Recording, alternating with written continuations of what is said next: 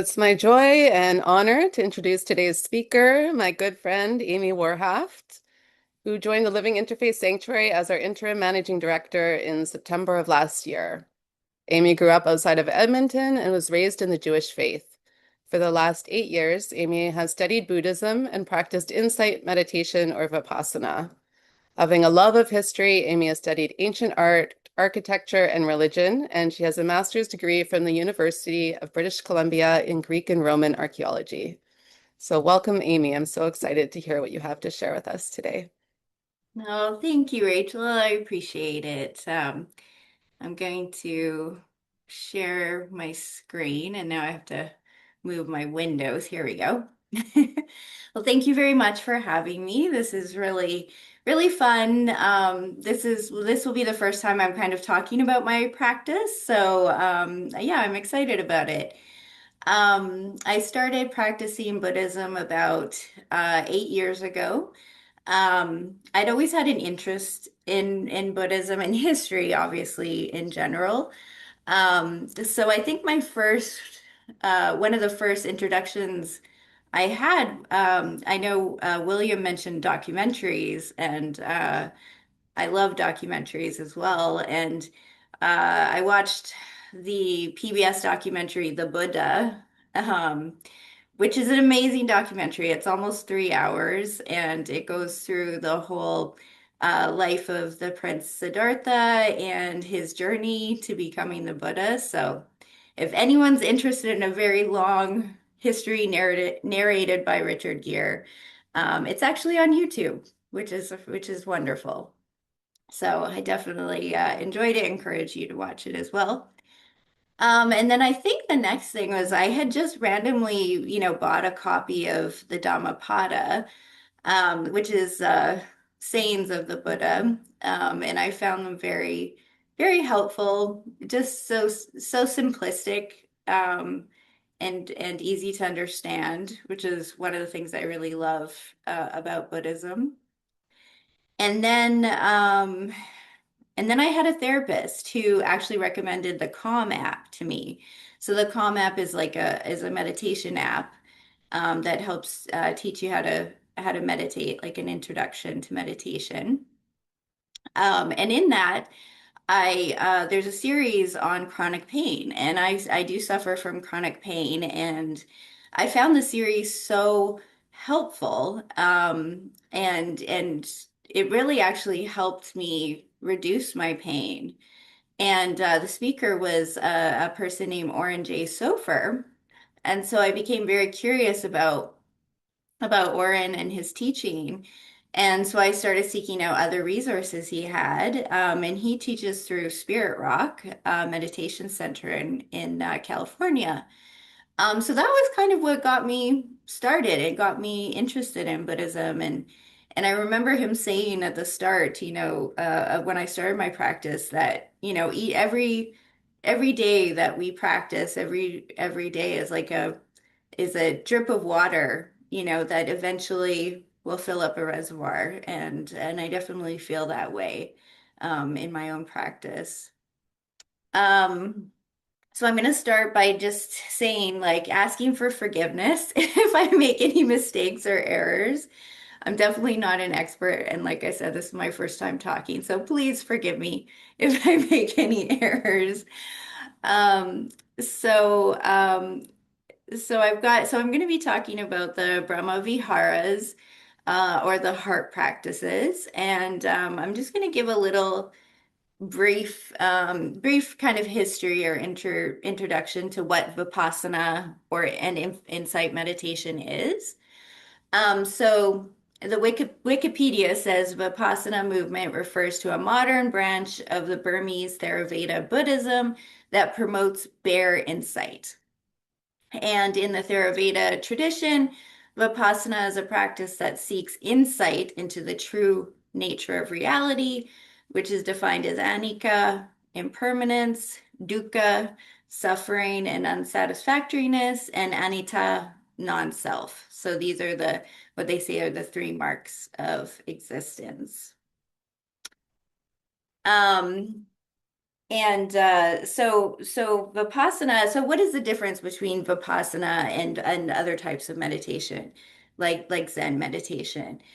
So Vipassana is really highly analytical, insight meditation that actually tries to observe and label our thoughts or sensations to kind of help us understand reality. Whereas Zen follows the Mahayana practice that emphasizes kind of just sitting and experience the moment without any mental labeling or anything like that. So you're just sitting there and just counting your breath often. I think they often will, just count 1 to 10 and then back down and keep doing that over again. So an example of this is like a teacher could say, "What is the purpose of eating breakfast?" So in Vipassana, a person might say the purpose is to have energy for the day.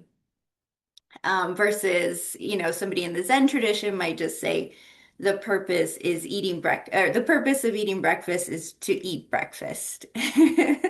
So just a slight difference. And when they talk about observing and labeling thoughts, now the important thing is with this is when you're meditating, you're not getting engaged in your thoughts.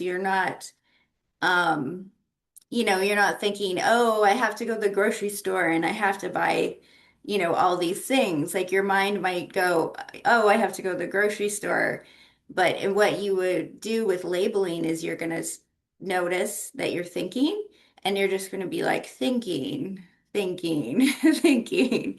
Or if your hand's tingling, you might be like, tingling, tingling, that kind of thing. So it's more like observing what's going on in your brain.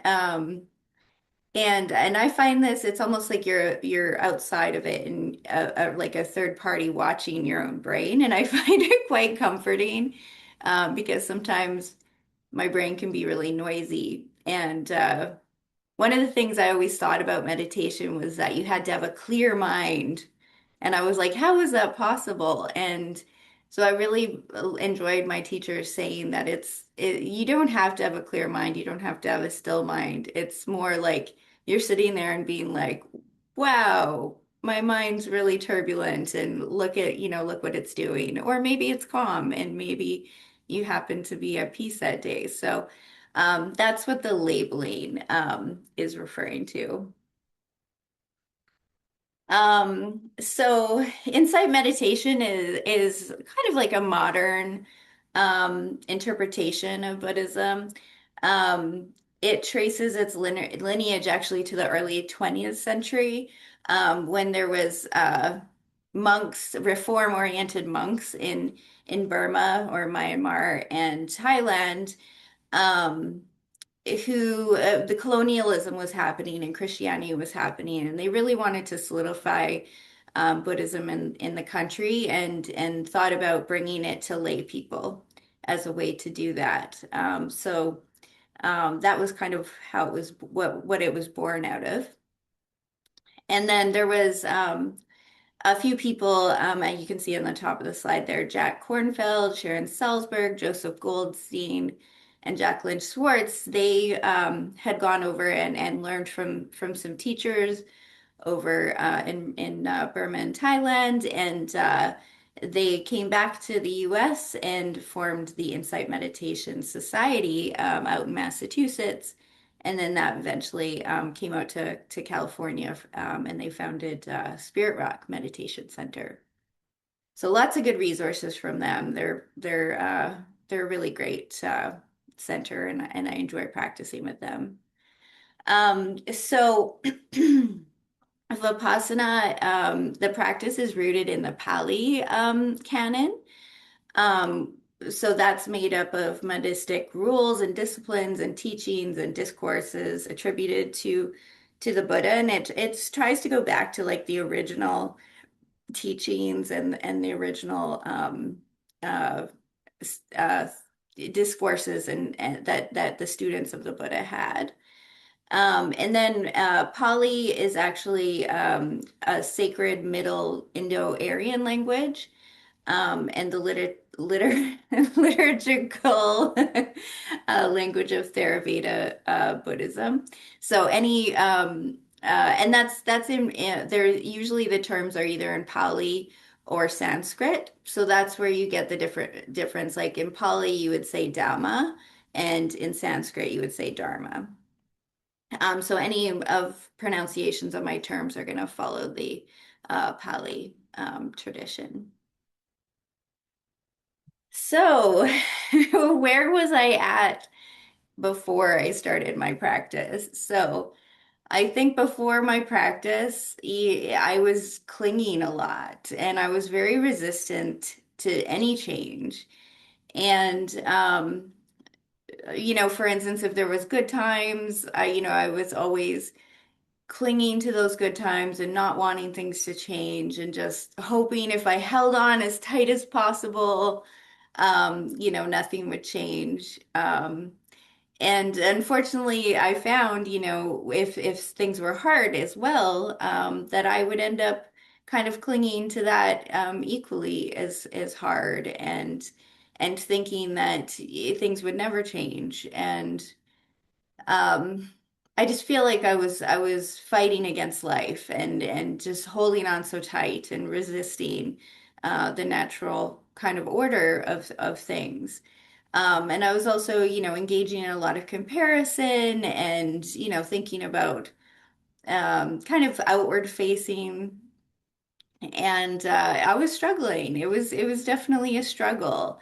And I think that was my favorite thing about starting my Buddhist practice was how central change is and learning to actually embrace the change and find that the good times might change, but then it also means the bad times might change as well. And so that was me before my practice. But then moving on to talking about the Brahmavihāras. So when I had started my practice, I started with just doing short, like listening to Dharma talks, maybe an hour at a time. And then slowly I did like a half day retreat. And then my very first longer retreat, which was 4 days, I was actually on the Brahmavihāras. So it was 4 days, full days sitting and meditating on these heart qualities. So the four heart qualities are metta, which is often translated as loving kindness or benevolence, karuna, which is compassion, mudita, which is empathetic or shared joy. I like using shared joy. Upekkha, which is equanimity or balance. And Gil Fronsdale wrote a really nice piece about the four Brahmaviharas, and in that he said that the myth is that Brahma, the god Brahma, had four faces, and each one of them championed four kinds of unselfish love. Um, and that was what the Brahmaviharas were born from. And so um, basically, I'll give an example of what each one of these are. With metta, we might, see we can kind of try to imagine or cultivate these feelings by using this example. And so we might, see a puppy and you feel that, when you see a puppy having fun, you feel that feeling of goodwill and appreciativeness and friendliness towards the puppy or the cats that we have in our homes. Um, and then of course, karuna, compassion, if the puppy gets hurt, we're like, oh no, puppy, like, no, that I hope you're okay and I don't want you to suffer and I hope you're better. Um, and then mudita, which has turned into actually one of my favorite qualities. And I think one of the most transformative for me is just to be able to feel joy for others, and for it not to have to be selfish or anything to do with me, but just to look at this puppy and have them, sometimes I'll be down on the seawall and there'll be a dog that's just like digging in the sand, and you can just feel the joy that animal's feeling and that freedom.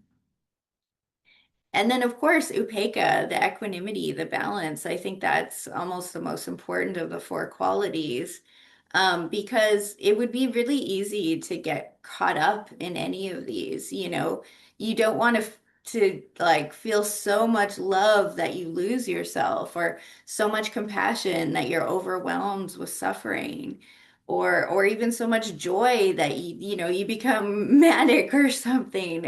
So that's when the balance really comes in, just to remind you, to take that breath and just remember that, everything, every one of these practices has to come with balance and our breath. Um, so how do you practice with these? Like what does it mean? Um, So it was quite, when I did the 4-day retreat, it was quite interesting and transformative for me. Because you're literally just like, we did a day for each one of the heart qualities. And so um, you're literally like sitting with each one of these qualities. And um, for instance, metta, loving kindness, it's very natural. Like this love that we have, it's very natural and a part of our heart. But we don't necessarily cultivate it. We don't necessarily sit and really let that feeling grow. And so basically, if you when you meditate on these feelings, you're actually taking some time just to sit and and cultivate this feeling of love or compassion, in your heart. And um, I think for me personally, I found it so enlightening and so freeing, because I was always told, you're too kind, you're too nice, you're too sensitive.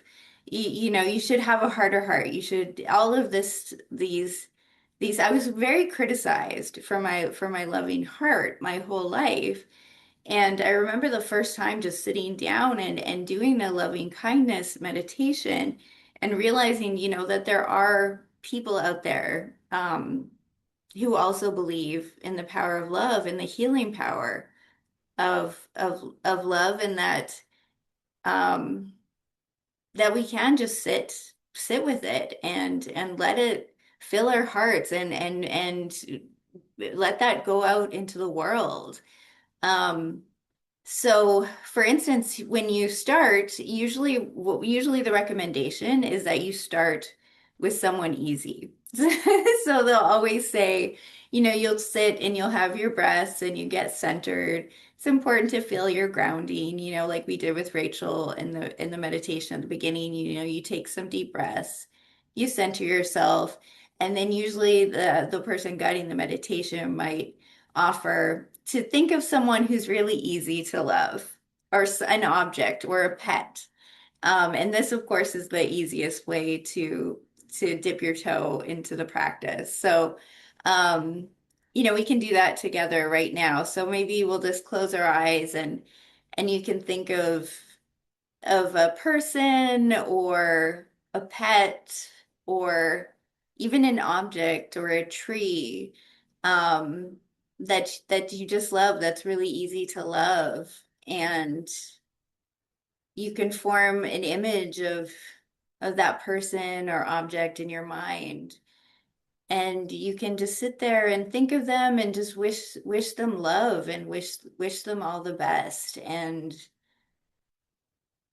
as you breathe with that, you can just feel the way your whole heart is warmed, and sometimes I'll even feel like that warmness spreading into the rest of my body, and maybe easing some of the tension in my forehead or my jaw, and just sit and just wish that person or that object or that tree just love and hope for the best for them. And as you do that, like I said, you can feel that feeling of love grow, hopefully. It depends how much work you need to do, I guess. But hopefully if it's something easy, you'll be able to get that sensation of love.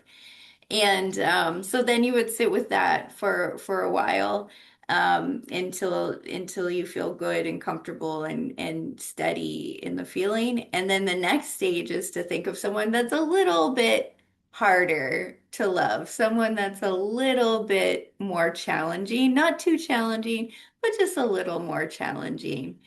And then again, you sit and you offer love to that person and you offer the best and goodwill to them. And again, you just sit and allow that feeling to warm your heart. And then what's interesting is then like the next stage, of course, would be to someone who maybe is difficult to love. And I think I find this one the most interesting sometimes because, we all have people in our lives that maybe we want to love, but it's a little more difficult to love. And even if it is difficult, we do want to still love that person. And so I think it's quite interesting if you can sit and maybe notice some resistance. And if you did notice resistance, then you can kind of use that labeling and you can be like resistance. And I think during some of the retreats I've been on, when there is a question period, um, it comes up sometimes like kind of the feel like the questions of does this person, well, what if this person has hurt me? What if they've caused me some harm? And I think what's interesting with this heart practices and loving kindness practice is that it's almost like it's outside of that. It's outside of the harm that they've caused. And you can still offer love to that person separate from from any harm because we can hope that every living being, every object does deserve love, even if unfortunately they might cause harm to others. And so, and then maybe you can think of a really challenging person after this. And personally, I found this like very freeing because even even somebody that um like for instance, a political figure or somebody who is really causing real harm, I find balance in myself and it's almost like I'm healing my own heart by offering loving kindness or compassion to that person. And my hope is that when I cultivate those feelings and offer them out and just give that energy out to the world, that they might find redemption. And that love might find them and they might change their ways. You can hope. You can hope for that. So yeah, uh that's basically how you would work through it, and the compassion is the same. I actually really also enjoy the compassion practice. um I think each one of these qualities might be a bit more easy or accessible to us. I think loving kindness, it's like loving feeling is very natural to some people, and so it could be more easy to cultivate. One thing with compassion that's really interesting is that we often will have compassion for others easily, but maybe not as much for ourselves. So it's always really important to also offer these qualities to ourselves. And in one of the meditations I did, I remember my the teacher inviting us to offer compassion to ourselves and to think of somebody giving us that love and that compassion. And I remember kind of struggling with it a little bit, um, until he suggested, you could be a same thing as offering love. It could be a friend, it could be a pet. And then he said a historical figure, um, like the Dalai Lama or Martin Luther King Jr. And it was very interesting. I sat for the meditation period just thinking about Martin Luther King Jr. offering me compassion and love. And it seems almost hubris in a way, to think of such a amazing, loving, historical figure who really affected change. And you think, oh, I'm too small, or something like that, or undeserving. And it was really, really wonderful to just sit and be like, no, I also deserve this compassion, that he might extend to others. And so yeah, I think it's really interesting to just sit with these qualities and offer them to ourselves and to others. Um, and like I said, it's been very healing, for me to do this. And um, I think with so much strife in our world and so much there's just so many terrible things going on in our world today, and we have to care for our hearts in order to have the energy to be able to do the work we need to do, to help others. And sitting and meditating and having these heart practices is a really great way to balance and restore our hearts, and to just fill us up with love and compassion and joy and equality. Um, so yeah, how have I felt the change? I think, like I said, that first retreat I sat, where we just spent 4 days, cultivating these qualities, I was able to find greater acceptance of myself and realize that, sometimes in our society, love and kindness is seen as a weakness. And I just felt so um, welcomed by the community, knowing that, this is actually a very beautiful quality to have, and a sign of strength, to be able to offer these heart qualities to ourselves and to the world. So I think it's led to, a greater acceptance for myself, and then also um, the balance, just realizing, to stop and take a breath and be like, okay, things, the world is really crazy right now, but I can come back and take a breath and offer love and just find that balance, in order to have the strength to be able to face the problems that we have in our world today. Um, so that's basically what I was going to share. I'm not sure if I missed anything or if I made any mistakes. So again, like I said, please forgive me, and hopefully hopefully I was able to communicate some of that well. But there are some more resources if you have any interests. I have some things I cited in my presentation that I'd be happy to share with people if they wanted to dive further, with some practice teachers. So thank you very much. Thank you so much, Amy. I really appreciate that. It's great to hear about your practice and how it's moved in your life and shaped your life. It's my